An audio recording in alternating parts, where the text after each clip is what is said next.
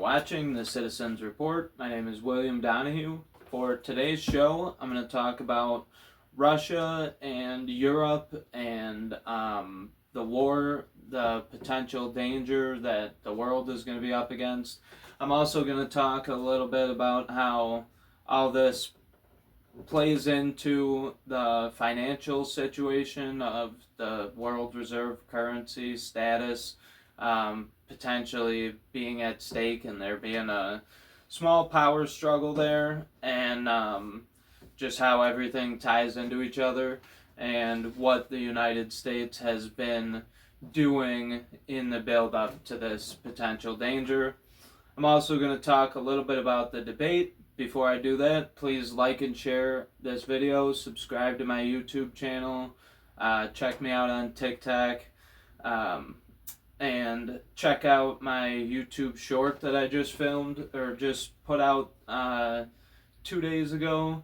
It was basically a clip of when Biden challenged Trump to the debate, or well, his response to Trump, and just made him look like a fool. So he's saying to Trump, he's like, "You want to debate me again? Make my day, pal."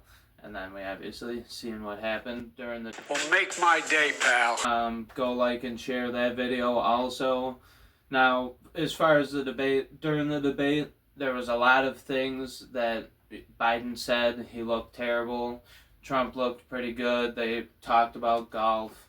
You know, everyone's flipping out about that. But a lot of people might not have caught this, so check out this clip. Notes, props, or contact with campaign staff are not permitted during the debate. By accepting our invitation to debate, both candidates and their campaigns agreed to accept these rules. So if that's the rules, then what is this? In October, Hamas attacked Israel, killing more than 1,000 people and taking hundreds of hostages. Among those held and thought to still be alive are 5 Americans. Israel's response has killed thousands of Palestinians and created a humanitarian crisis in Gaza. So Biden had a terrible debate. They blame it on him having a cold, but having a cold doesn't make you forget what you're talking about and not be able to complete a sentence and stutter and stumble and just completely blow it. Having a cold might make your throat raspy or whatever, which he was a little raspy, but he was like delirious or delusional or whatever. He had a terrible debate. He just lost a ton of popularity. All of these progressive, liberal, left-wing politicians, even in Canada, France, all over Europe, the United States, are not doing so good right now. It seems like conservative, traditional values are more popular. So Emmanuel Macron is panicking in France after France's right-wing surge. Parties seen scrambling to block a national rally win. Same thing in the U.S. Trump gains popularity, so you see parties scrambling to block MAGA win.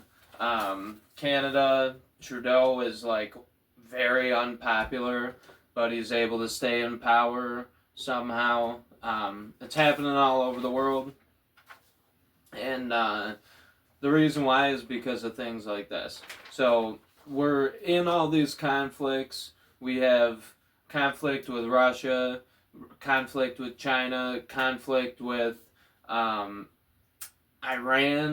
potential things that we're going to get tied into with Israel, possibly Turkey, Lebanon, then in India with Pakistan. There's a ton of conflicts. Japan, the South China Sea, the whole area over there is like mixed up. I've done full shows pretty much showing the threat ladder, the escalation ladders that governments have, and right now the potential for this situation and all these countries to go over the edge and enter into a gigantic conflict is like super high. So the probability of that happening is scary at the least. Everyone should be prepared. Everyone should be buying water filters, food, anything like that. That is like life insurance right now, because you know you have to eat, you have to drink water to survive, and there's a lot of potential supply chain issues, and we get our food from all over the world, so that's going on. And our farmers are not able to produce because of regulations, and they've been culling meat like chickens, cows, for the bird flu. They've been shutting down farms for biosludge contamination, so the government gave them biosludge, and now their farms are being condemned.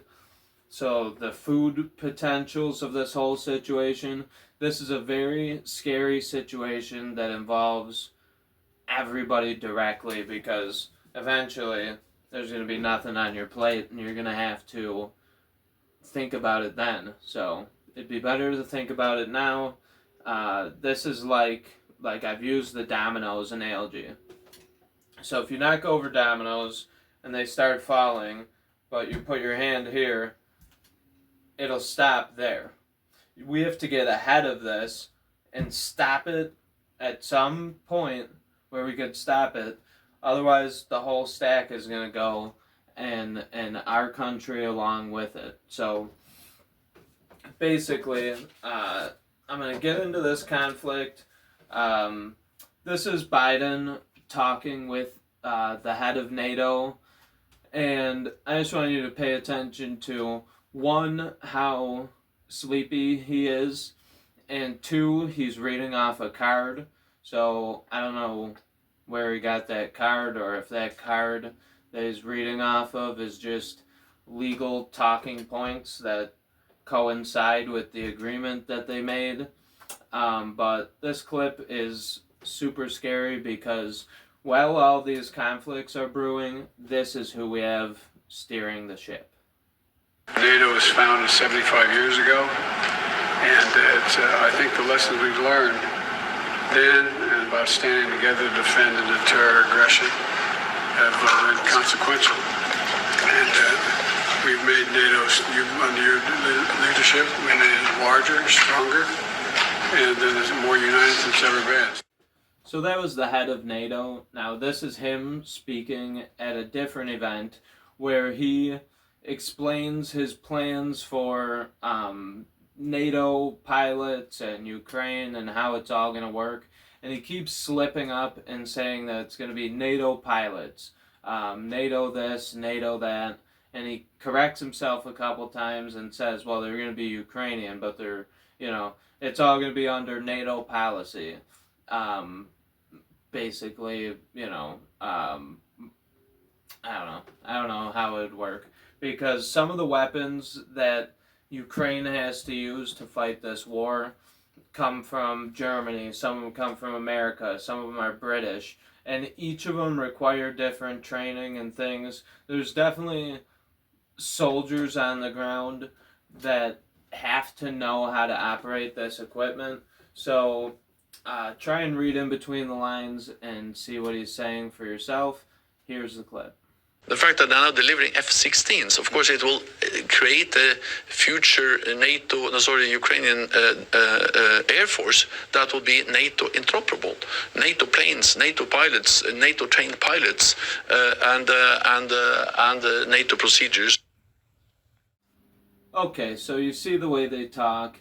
You see how they, plan ahead to have 10-year defense deals that only benefit military contractors.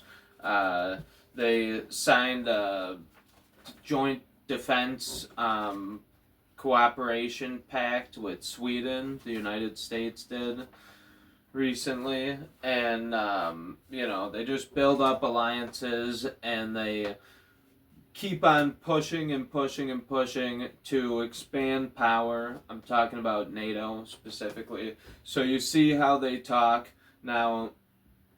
Just to cover everything, this is Putin and his view on this war. We have no imperial ambitions. Believe me, this is all nonsense. Just like the threat from Russia towards NATO countries in Europe. Please look at the potential of NATO and Russia. So a lot of countries were unhappy about that, and obviously that is seen as an escalation by the West, and here's how Putin feels about that. As for our relations with North Korea, with the Democratic Republic of Korea, well, our neighbors, we will develop relationships, whether anyone likes it or not. So like I said, I look at things from a pro-humanity standpoint. The U.S. is starting to get a reputation for its weapons being used on a variety of different countries recently. So this is just kind of another example we've seen with the Ukraine conflict and with the Israel conflict. U.S. weapons being used on aid workers, refugee camps, within Russian borders, and this is another example. Now, no matter who's right or who's wrong, or if the law allows for this to happen, a bomb fell out of the sky and landed on a beach and injured people. So, basically, a government is tasked with protecting its citizens, and eventually this is going to have to be addressed, or the government of that country is going to be addressed by its citizens.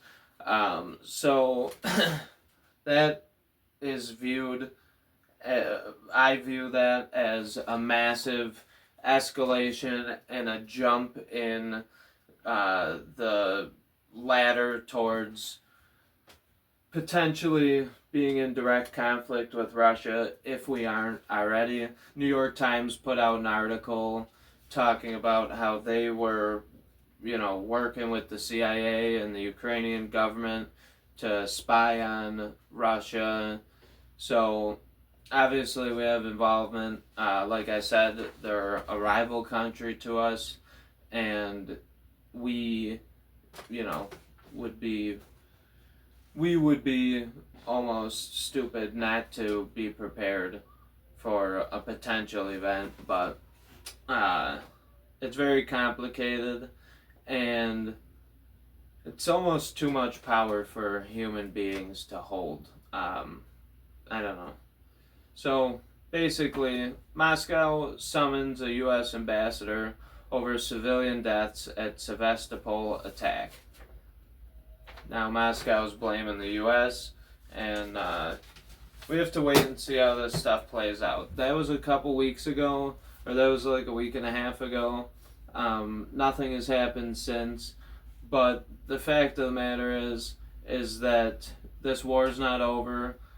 We signed a 10-year agreement of aid. The President of the United States, alongside the President of Ukraine, Volodymyr Zelensky, coming up on the stage together. They will first sign this pledge, this long-term support for Ukraine's military. And as we were just talking about, the U.S.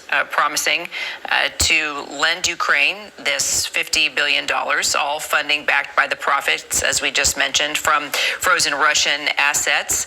So they'll sign it, probably shake hands, and then we will have remarks from both of them.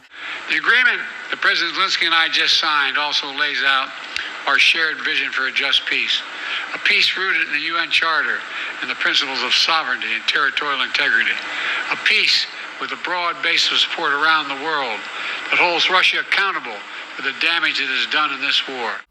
So they plan on investing for a long time. So like I said, this war only benefits the defense contractors and the people who pay for it.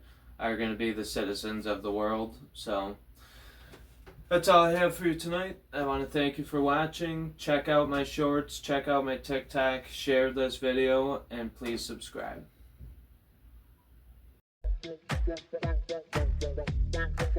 Thank you for watching The Citizens Report with William Donahue. On this show, we search for knowledge, wisdom, and understanding of the world around us through the lens of an American citizen.